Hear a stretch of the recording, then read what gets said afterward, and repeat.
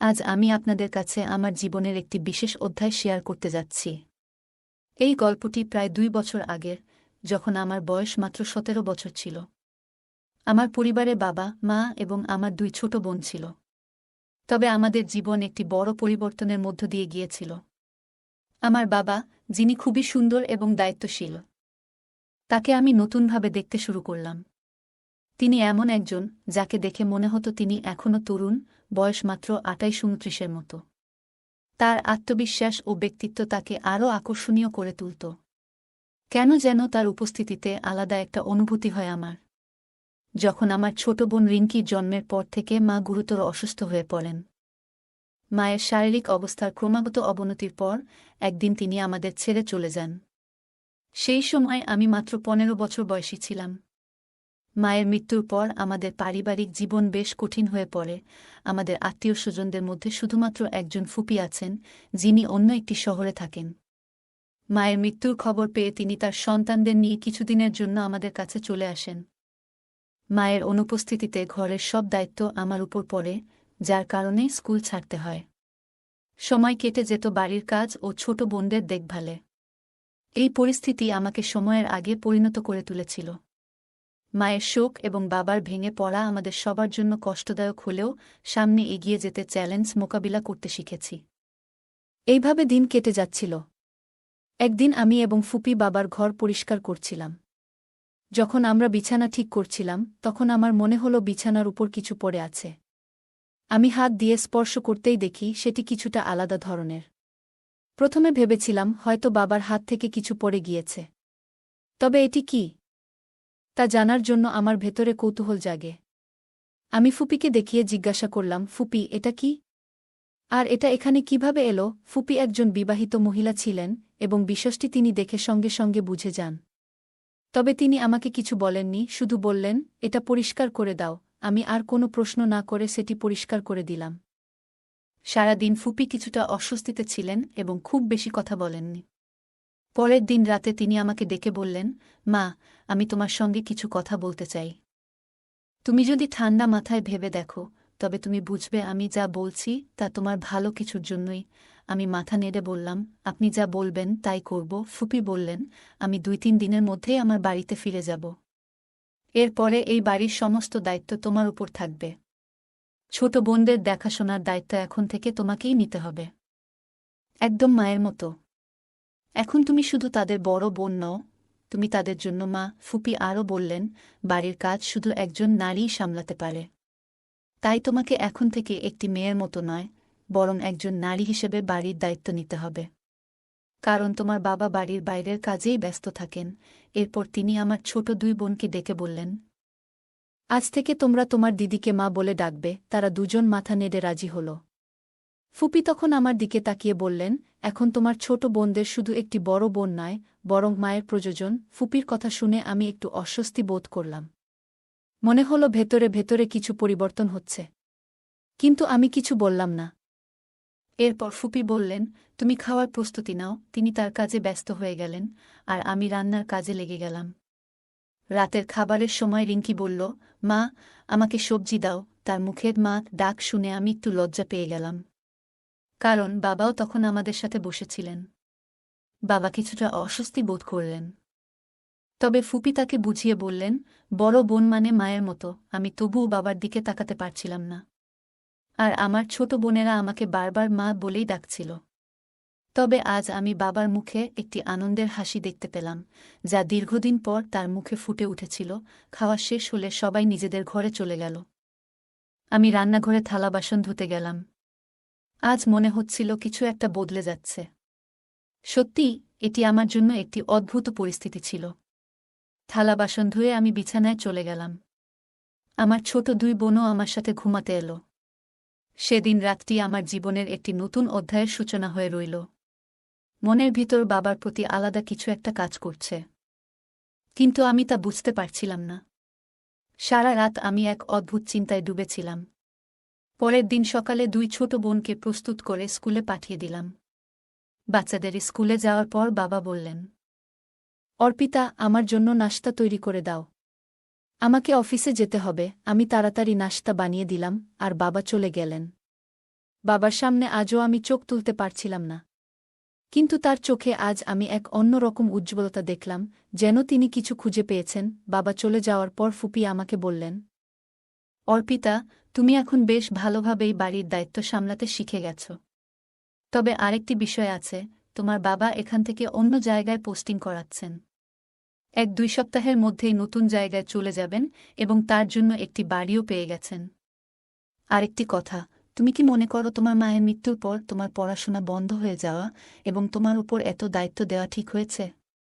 এই নিয়ে তুমি কি কিছু মনে করো? আমি ফুপিকে বললাম। না ফুপি, আমি খুশি যে আমি বাড়ির দায়িত্ব নিতে পেরেছি। ফুপি হাসলেন এবং বললেন, এটা খুব ভালো কথা। এরপর ফুপি আমাকে বললেন, অর্পিতা, তোমার বাবা এখন ভেতরে ভেতরে তোমার মাকে খুব মিস করেন। মায়ের অভাব তার উপর অনেক প্রভাব ফেলছে এবং তার শরীরের অবস্থাও তেমন ভালো না। আমি তার বোন হিসেবে কখনো চাই না যে তিনি তার জীবন নষ্ট করে দিন। আমি জানি একজন পুরুষের জন্য একা থাকা কতটা কঠিন, বিশেষত যখন তার পরিবার রয়েছে। তাই আমি মনে করি তোমার বাবার জীবনে নতুন করে একটি সঙ্গীর প্রয়োজন। আমি ফুপির কথায় কিছুটা অবাক হলেও বুঝতে পারলাম তিনি বাবার জন্যই ভাবছেন। আমি ফুপিকে বললাম, তাহলে আপনি বাবাকে বোঝানোর চেষ্টা করুন, যাতে তিনি নিজের জীবন আরও ভালোভাবে কাটাতে পারেন। ফুপি উত্তর দিলেন, অর্পিতা, আমি তাকে বোঝানোর চেষ্টা করেছি। কিন্তু আমি জানি একমাত্র কোনো নারী তাকে পুরোপুরি বোঝাতে পারবে। এতদিন তোমার মা বেঁচে ছিলেন বলে আমি এ বিষয়ে কিছু বলিনি। কিন্তু এখন তোমার মায়ের অবর্তমানে আমি ভাবছি তাকে নতুন করে জীবন শুরু করতে সাহায্য করা উচিত। ফুপি আরও বললেন, তোমার বাবার জন্য এই সিদ্ধান্ত নেওয়া আমার জন্য সহজ নয়। কিন্তু আমি চাই না তিনি নিজের জীবন নষ্ট করে ফেলুন। তোমাদের 3 বোনের ভবিষ্যতের কথা ভেবে আমি এই সিদ্ধান্ত নিয়েছি। তাই আমি মনে করি তোমার বাবার জীবনে একজন নতুন সঙ্গী আসা দরকার। আমি চুপচাপ ফুপির কথা শুনলাম এবং মনে মনে বুঝতে পারলাম যে তিনি যা বলছেন তা পরিবারের মঙ্গলেই বলছেন। ফুপি আমাকে বললেন, অর্পিতা, তুমি সত্যিই অনেক ভালোভাবে দায়িত্ব নিয়েছ। তবে আমি তোমার জন্য একটু চিন্তিত। তোমার বাবার জীবনে এখন অনেক শূন্যতা এসেছে এবং আমি চাই সেই শূন্যতা যেন তাদের জীবনে কোনো সমস্যা না নিয়ে আসে। তোমার মায়ের অনুপস্থিতিতে তোমার বাবা মানসিকভাবে ভীষণ একা হয়ে গেছেন। আমি ফুপির কথা মন দিয়ে শুনছিলাম। ফুপি বললেন, তুমি তো এখন বড় হয়েছ এবং অনেকটা তোমার মায়ের মতোই দেখতে। তোমার বাবার জন্য একজন সঙ্গী খুঁজে দেওয়া প্রয়োজন। তুমি কি মনে করো? আমি একটু দ্বিধায় পড়ে গেলাম এবং ফুপির কথা ভালোভাবে বোঝার চেষ্টা করলাম। আমি ফুপিকে বললাম, ফুপি, আমি বুঝতে পারছি আপনার চিন্তা। তবে এটি কিভাবে সম্ভব? ফুপি উত্তর দিলেন, আমরা চাই তোমার বাবার জীবনে কেউ আসুক যিনি তোমার মায়ের অভাব কিছুটা পূরণ করতে পারবেন। এতে করে তোমার বাবার জীবন আর তোমাদের পরিবারের ভবিষ্যৎ উজ্জ্বল হবে। আমি ফুপির কথা শুনে ভাবতে লাগলাম। তিনি আমাকে বোঝানোর চেষ্টা করছিলেন যে জীবনের এই শূন্যতা পূরণ করা দরকার। এবং আমি তাদের কথার অর্থ বুঝতে পেরেছিলাম। তবে এ বিষয়ে চূড়ান্ত সিদ্ধান্ত নেবার জন্য সময় দরকার। আমি বললাম, ফুপি, আপনার কথা আমি বুঝেছি। তবে এই বিষয়ে ভাবার জন্য আমাকে কিছুটা সময় দিন। ফুপি আমাকে সান্ত্বনা দিয়ে বললেন, ঠিক আছে, তুমি সময় নিয়ে ভেবে দেখো। তোমার পরিবারের ভালোর জন্যই আমি এই কথা বলছি। এরপর দিনগুলো কেটে যেতে লাগল। ফুপি আমাদের পাশে থেকে সব সময় সাহায্য করতেন এবং আমাদের জন্য আরও ভালো ভবিষ্যৎ গড়ার চেষ্টা করছিলেন। আমি বুঝতে পারছিলাম জীবনের চ্যালেঞ্জগুলো মোকাবিলা করতে ধৈর্য আর সহানুভূতি প্রয়োজন। ফুপি একদিন আমাকে বললেন, নিশি, তুমি এখন অনেক বড় হয়ে গেছ। তোমার উপর দায়িত্ব অনেক বেড়েছে। আমি তোমার ভালো চাই এবং তোমার ভবিষ্যৎ নিয়ে ভাবছি। তোমার বাবার জীবনে এখন অনেক শূন্যতা এসেছে যা আমাদের ঠিক করতে হবে। আমি ফুপির কথা শুনে কিছুটা দ্বিধায় পড়ে গেলাম। তিনি আমার দিকে তাকিয়ে বললেন, তোমার বাবার জীবনে একজন সঙ্গী প্রয়োজন। তোমার মায়ের অভাব তিনি গভীরভাবে অনুভব করছেন এবং আমরা চাই তিনি আবার স্বাভাবিক জীবনে ফিরে আসুন। আমি কিছুটা অবাক হয়ে জিজ্ঞাসা করলাম, ফুপি, আপনি কি বলতে চান? তিনি বললেন, তুমি তো দেখেছ তোমার বাবা কতটা ভালো মানুষ। তবে একা জীবন কাটানো সহজ নয়। যদি তার জীবনে একজন ভালো সঙ্গী আসে তাহলে তিনি আবার সুখী হতে পারবেন এবং তোমাদের পরিবারের জন্য এটি ভালো হবে। আমি ফুপির কথাগুলো মন দিয়ে ভাবতে লাগলাম। তিনি বললেন, তুমি তো অনেক দায়িত্বশীল। তোমার ছোট বোনদের দেখাশোনা করছ, ঘর সামলাচ্ছ, এখন তোমার বাবার জীবনেও কিছু পরিবর্তন আনতে হবে। আমি শুধু চাই তোমরা সবাই ভালো থাকো। আমি বললাম, ফুপি, আমি বুঝতে পারছি। তবে এই বিষয়ে সিদ্ধান্ত নিতে আমাকে সময় দিতে হবে। ফুপি বললেন, ঠিক আছে, তুমি ভেবে দেখো। আমি জানি তুমি সবসময় সঠিক সিদ্ধান্ত নেবে, আর তোমার বাপকেও তোমাকেই সামলাতে হবে। এরপর আমি অনেক সময় নিয়ে বিষয়টি নিয়ে ভাবলাম। বাবার খুশি আর আমাদের পরিবারের ভবিষ্যৎ নিশ্চিত করা সত্যিই খুব গুরুত্বপূর্ণ ছিল। আমি বুঝলাম জীবন চলতে থাকে এবং অনেক সময় নতুন সিদ্ধান্তই আমাদের জন্য সঠিক পথ দেখায়। তোমার বাবার মধ্যে এখনও অনেক ভালো মনের মানুষ আর অনেক সুন্দর, এবং আমি মনে করি যদি তিনি আজ তোমার মতো একটি মেয়েকে প্রপোজ করেন, তবে হয়তো কেউ না বলবে না।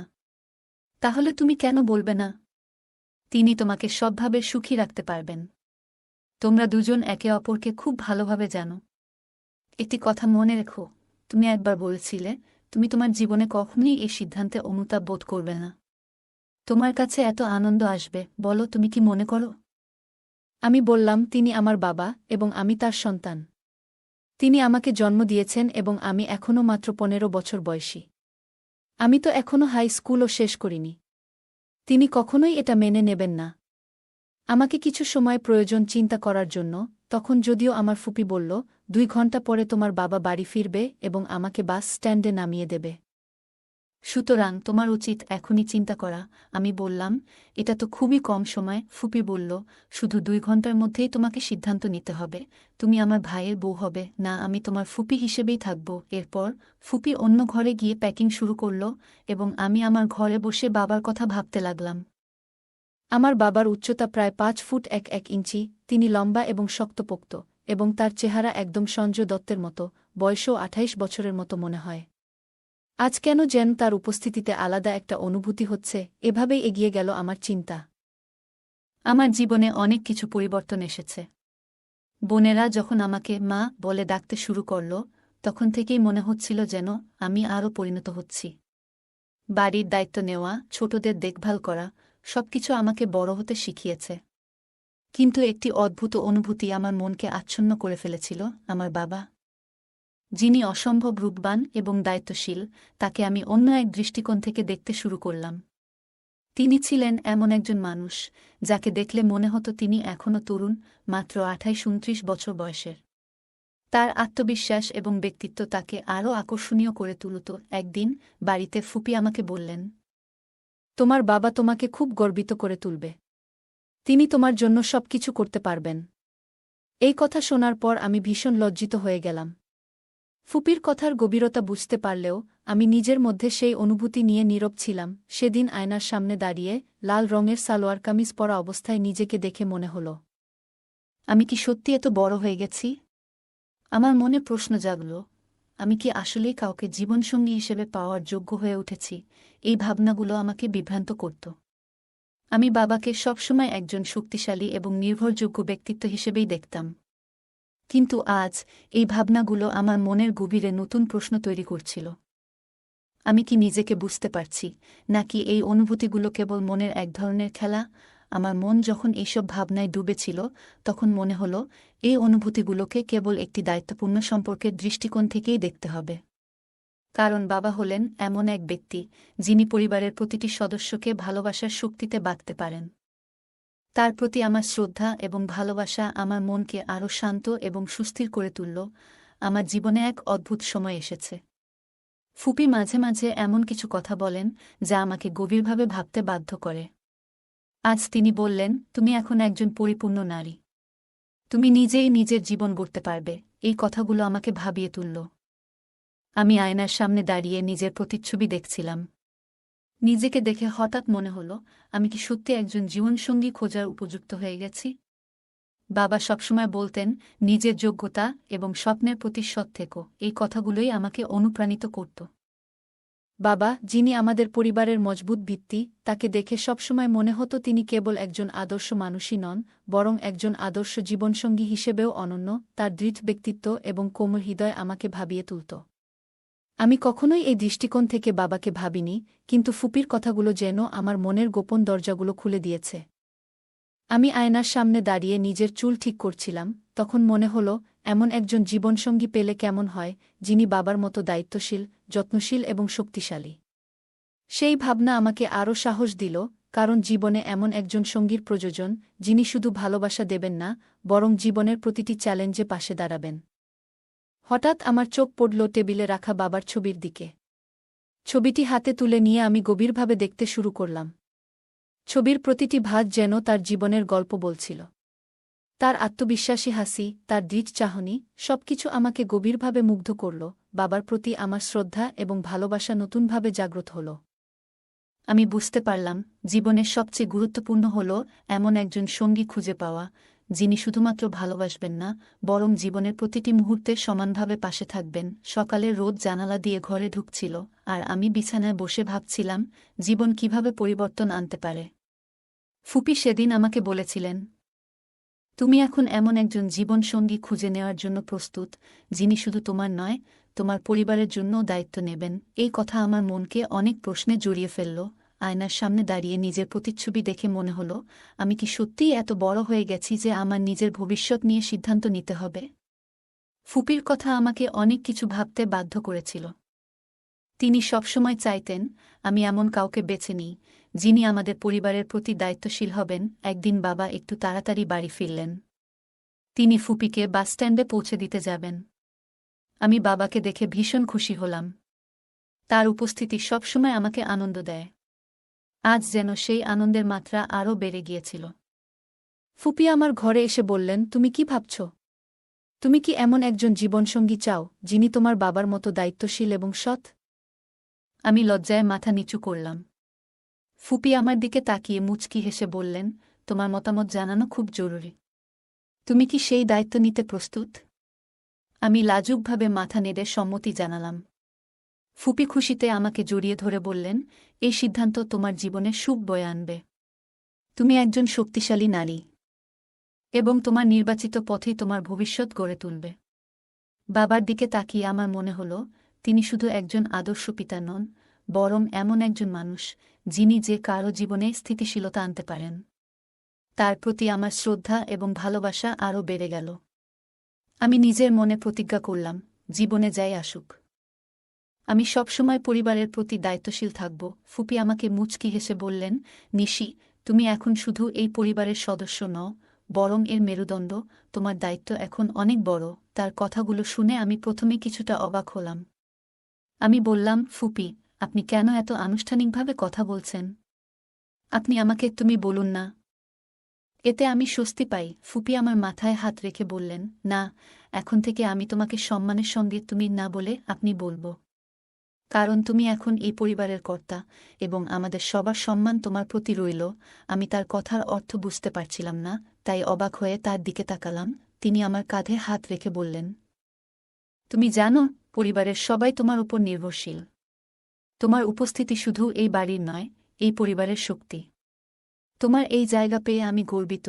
আমি লজ্জায় মুখ নিচু করে বললাম, ফুপি, আমি কি সত্যিই এত বড় হয়ে গেছি? ফুপি আমার মুখের দিকে তাকিয়ে বললেন, তুমি জানো, বাড়ির মেয়ে হওয়ার পাশাপাশি তুমি এই পরিবারের সবার ভরসার জায়গা। তোমার দায়িত্ব শুধু নিজের জন্য নয়, পুরো পরিবারের জন্য। তারপর ফুপি আমাকে মায়ের পুরনো আলমারির কাছে নিয়ে গেলেন। তিনি আলমারির একটি অংশ খুলে বললেন, এই জিনিসগুলো সব তোমার জন্য রেখে গিয়েছেন। এগুলো এখন তোমার।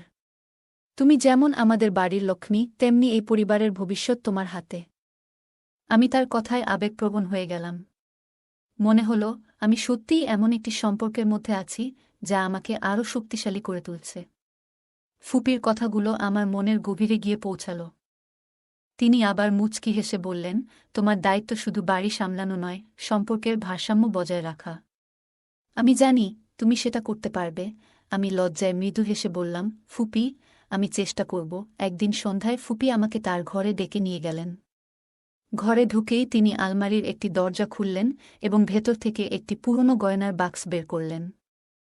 তিনি সেটি আমার হাতে তুলে দিয়ে বললেন, এই হারটি আমাদের পরিবারের বুদের দেওয়া হয়। এটি এখন তোমার। তুমি আমাদের বাড়ির নতুন লক্ষ্মী। আমি অবাক হয়ে তার দিকে তাকালাম। তিনি আলমারির ভেতর থেকে আরও কিছু শাড়ি বের করে বললেন, এই শাড়িগুলোও তোমার জন্য রাখা হয়েছে। দেখো, সব ব্লাউজ তোমার মাপ অনুযায়ী তৈরি করা হয়েছে। আমি লজ্জায় নিচু হয়ে বললাম, ফুপি, এসব কেন করছেন? আগে তো বাবার সঙ্গে কথা বলুন, তার মতামত নেওয়া দরকার। ফুপি মুচকি হেসে বললেন, তুমি এত ভাবছ কেন? আমি জানি তিনি রাজি হবেন। আর যদি না হন তবে সেটা আমার দায়িত্ব, তুমি শুধু নিজের উপর বিশ্বাস রাখো। তার কথায় আমার মনে একটি দ্বিধা কাজ করছিল। আমি বললাম, ফুপি, যদি এই সম্পর্ক হয় তবে রিঙ্কি আর পিঙ্কির ভবিষ্যৎ কি হবে? আমি কি তাদের মা হিসেবে দায়িত্ব নিতে পারব? ফুপি আমার হাত ধরে বললেন, তুমি আগে থেকেই তাদের মা। তোমার প্রতি তাদের যে ভালোবাসা সেটা কখনোই কমবে না। আর ভবিষ্যতে যদি তোমরা নিজের সন্তানও আনো তবু সেই ভালোবাসায় কোনো ভাগ হবে না। সম্পর্কের মাধুর্য কেবল ভালোবাসা দিয়ে বাড়ে, কমে না। আমি তার কথায় কিছুটা শান্তি পেলাম। কিন্তু লজ্জায় মুখ নিচু করে বললাম, ফুপি, আমি এই সম্পর্কের জন্য যোগ্য হতে চাই। আমাকে কিছু সময় দিন। আমি চাই সবাই আমাকে গ্রহণ করুক। ফুপি হেসে বললেন, সময় তো সব ঠিক করে দেবে। তবে একটি কথা মনে রাখবে, দায়িত্ব আর ভালোবাসা একসঙ্গে চলতে পারে। তুমি নিজের প্রতি এবং পরিবারের প্রতি আস্থা রাখো। তুমিই এই পরিবারের নতুন শক্তি। আমি তার কথায় একটি নতুন দায়িত্ব অনুভব করলাম। মনে হল এই নতুন সম্পর্ক শুধু আমার নয়, পুরো পরিবারের মঙ্গলের জন্য। আমি ধীরে ধীরে নিজের জায়গা তৈরি করব এবং সবাইকে নিয়ে সুখী পরিবার গড়ে তুলব। সন্ধ্যার সময় ফুপি বললেন, নিশি, তুমি আমাদের সঙ্গে বাসস্ট্যান্ড পর্যন্ত চলো। ফুপিকে বিদায় জানাতে হবে। আমি একটু ইতস্তত করলাম, তবে ফুপির কথা মেনে নিলাম। বাবা গাড়ির ডিগিতে ফুপির ব্যাগ রেখে দিলেন। ফুপি বললেন, তুমি সামনের সিটে বসো। আমি একটু অপ্রস্তুত হয়ে সামনের সিটে বসে পড়লাম। আজ যেন এই সামনের সিটে বসে আলাদা একটা অনুভূতি হচ্ছিল। বাসস্ট্যান্ডে পৌঁছে ফুপিকে বিদায় জানিয়ে আমরা বাড়ি ফিরলাম। পথে বাবা গাড়ি চালানোর সময় মৃদু গুনগুন করছিলেন। মাঝে মাঝে চোর দৃষ্টিতে আমার দিকে তাকাচ্ছিলেন। এ দৃশ্য আমাকে খানিকটা লজ্জায় ফেলল। বাড়ি পৌঁছে বাবা নিজের ঘরে চলে গেলেন। আমি তখন বাচ্চাদের জন্য দুপুরের খাবার তৈরি করতে ব্যস্ত ছিলাম। সন্ধ্যায় আমি রান্নাঘরে কাজ করছিলাম। আমরা সবাই একসঙ্গে বসে খাই, কিন্তু আজ আমি আগে বাবাকে এবং বাচ্চাদের খাইয়ে দিলাম। বাবা আমাকে একসঙ্গে বসে খেতে বললেন। আমি লাজুক হাসি দিয়ে বললাম, আপনারা খান, আমি পরে খাচ্ছি। সবাই খেয়ে নিজের নিজের ঘরে চলে গেল। বাবার প্লেটগুলো উঠাতে গিয়ে আমি হঠাৎ থেমে গেলাম। আমি ভাবলাম, কেন না, বাবার বেঁচে যাওয়া খাবার থেকেই আজ আমি খাই। আমি বাবার গ্লাসে পানি ঢেলে সেটা নিজের ঠোঁটে ছুঁয়ে নিলাম। তখন যেন আমার ভেতর একটা অদ্ভুত অনুভূতি কাজ করল। কেন জানি মনে হল, এটা যেন আমার দায়িত্ব। ফুপির কথাগুলো মনে পড়ল, তুমি একদিন এই বাড়ির সবকিছু বুঝে নেবে। সম্পর্কের মানে বুঝতে সময় লাগবে, কিন্তু তুমি সফল হবে। ফুপির ওই কথাগুলো মনে করিয়ে দিল, সম্পর্কের গভীরতা শুধু দায়িত্বে নয়, সেখানে আবেগও জড়িয়ে থাকে। এই ভেবে আমি নিজেকে শক্ত করলাম এবং মনে মনে বললাম, আমি নতুন দায়িত্ব নিতে প্রস্তুত। এই সম্পর্ককে ভালোবাসা এবং দায়িত্ব দিয়ে সফল করতে আমি চেষ্টা করব। সন্ধ্যার পর ভাবতে বসেছিলাম, ফুপির কথাগুলো কতটা সঠিক। ফুপি আমাকে নতুন সম্পর্কের দিকে এগিয়ে নিয়ে যাওয়ার কথা বলেছিলেন। কিন্তু বাবা কি আসলেই এই সম্পর্কে রাজি হবেন? আমার মনে দ্বিধা ছিল। ফুপি কি এই বিষয়ে বাবার সাথে কথা বলেছেন? বাবার ঘরের সামনে দাঁড়ালাম। দরজার ফাঁক দিয়ে দেখার চেষ্টা করলাম। বাবার ঘরের জানালাটা খোলা ছিল, তাই দূর থেকেই স্পষ্ট দেখতে পেলাম। বাবা একা বসে কি যেন ভাবছিলেন। হঠাৎই মনে হল, ফুপির কথাগুলো শুধুই কল্পনা নয়। বাবা হয়তো অনেক আগে থেকেই এই নতুন সম্পর্কের কথা ভেবেছেন। সকালবেলা বাবার যে দৃষ্টি আমার দিকে ছিল তা আজ আমার কাছে স্পষ্ট হয়ে গেল। সেটা শুধুই বাবার স্নেহময় দৃষ্টি ছিল না, বরং যেন এক নতুন দায়িত্ব এবং সম্পর্কের প্রতি প্রস্তুতির ইঙ্গিত।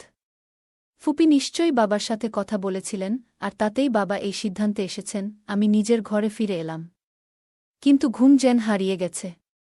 বাবার মুখটা বারবার চোখের সামনে ভেসে উঠছিল। তার চোখের মৃদু হাসি, তার চিন্তাগ্রস্ত মুখ, সবকিছুই আমাকে নতুন করে ভাবতে বাধ্য করছিল। বুঝলাম, ফুপির সিদ্ধান্তের সাথে সাথে বাবাও নিজের মনের মধ্যে এই নতুন সম্পর্ককে গ্রহণ করেছেন। আস্তে আস্তে আমি নিজের দায়িত্ব বুঝতে পারলাম। ফুপি আমাকে যে শাড়িগুলো দিয়েছিলেন সেগুলো আলমারি থেকে বের করলাম। একটি সুন্দর শাড়ি আর মানানসি ব্লাউজ বেছে নিলাম। বাথরুমে ঢুকে শাড়ি পরে আয়নার সামনে দাঁড়ালাম। নতুন এই সাজে নিজেকে দেখে আমার মনের মধ্যে এক অন্যরকম অনুভূতি হল। নিজেকে মনে হল যেন এই বাড়ির একজন নতুন সদস্য, নতুন দায়িত্ব নিতে প্রস্তুত। বুঝতে পারলাম, ফুপি এবং বাবা দুজনেই আমাকে এক ভিন্ন দৃষ্টিতে দেখছেন। আমি নিজেকে সাহস দিলাম, এই সম্পর্ককে সুন্দর করে গড়ে তোলার দায়িত্ব আমার। আমি সেটা অবশ্যই পালন করব। সকালে ফুপির দেওয়া শাড়ি পরে ড্রেসিং টেবিলের সামনে দাঁড়ালাম। শাড়ির সঙ্গে মায়ের গয়নাগুলো পরার ইচ্ছা হলো। একে একে সেগুলো পরতে লাগলাম, গলায় হার, হাতে সোনার চুড়ি, পায়ে নূপুর। শেষে মায়ের রেখে যাওয়া সিঁদুর আর মঙ্গলসূত্রটা গলায় পরে নিজেকে আয়নায় দেখলাম। যেন নতুন কনের মতো লাগছিলাম। নিজেকে এই রূপে দেখে নিজের মধ্যে একটু লজ্জা আর একটু আনন্দ অনুভব করছিলাম। পরের দিন রবিবার। বাবা এসে বললেন, অর্পিতা, আজ বাইরে একটু ঘুরে আসি। বাবার মুখে এই প্রস্তাব শুনে অবাক হলাম। তিনি আজ এত খুশি কেন? তার চোখে এক অন্যরকম উচ্ছ্বাস। আমিও মুচকি হেসে বললাম, ঠিক আছে বাবা, বাচ্চারা আর আমি তৈরি হয়ে নিচ্ছিলাম। এরই মধ্যে বাবা আমার হাতে একটা প্যাকেট দিলেন। বললেন, এটা তোমার জন্য, পরেই দেখো। আমি প্যাকেটটা খুলে দেখলাম ভেতরে লাল রঙের একটি ড্রেস আর কিছু মানানসই চুড়ি। বাবার কথা শুনে লাল ড্রেসটি পরে চুড়িগুলো হাতে পরে নিলাম। গাড়িতে ওঠার সময় রিঙ্কি বলল, আমি সামনের সিটে বসব। বাবা বললেন, না রিঙ্কি, তোমার মা সামনের সিটে বসবে। মায়েরা সবসময় সামনেই বসে। আমি সামনের সিটে বসে বাবার পাশে। বাবা হাসি মুখে বললেন, অর্পিতা, একটা কথা বলি, যদি কিছু মনে না করো। আমি বললাম, বলুন বাবা। তিনি বললেন, তোমার বাচ্চারা তোমাকে মা বলে ডাকে, তাই আমি মনে করি তুমি আমাকেও আর বাবা বলে ডাকবে না। আমি অবাক হয়ে বললাম, তাহলে কি বলবো? বাবা মৃদু হেসে বললেন, ঠিক যেমন তোমার মা আমাকে ডাকতেন। তুমি আমাকেও সেইভাবে ডাকতে পারো। আমি লজ্জায় পড়ে মৃদু হেসে বললাম, এটা তো একটু কঠিন হবে। বাবা বললেন, তাহলে তুমি কি আমাকে এখনও মেনে নাওনি? আমি একটু থেমে বললাম, না বাবা, ব্যাপারটা ঠিক তা নয়। ছোটবেলা থেকেই আমি আপনার মতো একজন জীবনসঙ্গী চেয়েছিলাম। কেমন করে যেন প্রকৃতি নিজেই আপনাকে আমার জীবনের সঙ্গী বানিয়ে দিয়েছে। এভাবেই বাবা মেয়ের সম্পর্ক চলতে থাকল। বন্ধুরা, এই গল্পের দ্বিতীয় পার্ট দেখতে চাইলে কমেন্টে জানাও। বন্ধুরা, এই গল্পটি কেমন লাগলো তা আমাদের জানাতে ভুলবেন না। আপনার মতামত আমাদের খুবই প্রিয়। যদি আমাদের চ্যানেলে নতুন হয়ে থাকেন, তাহলে সাবস্ক্রাইব করে আমাদের সাপোর্ট করুন। আমরা আপনাদের জন্য আরও সুন্দর গল্প নিয়ে আসব। ধন্যবাদ।